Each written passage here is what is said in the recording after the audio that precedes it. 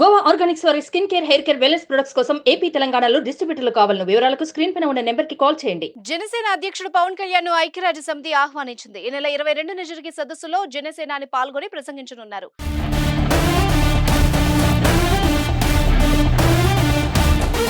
దీంతో పవన్ ఈ నెల 20వ తేదీన న్యూయార్క్ బయలుదేరి వెళ్లనున్నారని తెలుస్తోంది. కాగా దేశం తరపున పాటుపడే నలుగురికి మాత్రమే ఈ అవకాశం దక్కుతుంది.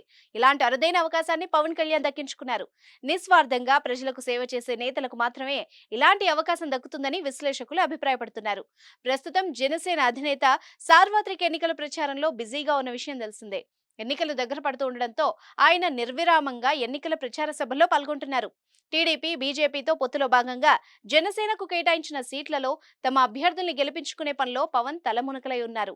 పిఠాపురం నుంచి పవన్ కళ్యాణ్ స్వయంగా పోటీ చేస్తున్న సంగతి తెలిసిందే. దీంతో తెలుగు రాష్ట్రాల్లో పిఠాపురం సీట్ హాట్ సీట్ గా మారింది.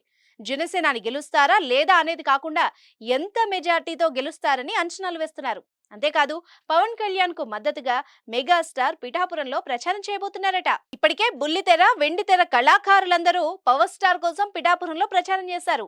ఇటువంటి సందర్భంలో ఐక్యరాజ్య సమితి నుంచి పవన్ కు ఆహ్వానం అందడం మరింత శుభసూచకం అని జన సైనికులు హర్షం వ్యక్తం చేస్తున్నారు.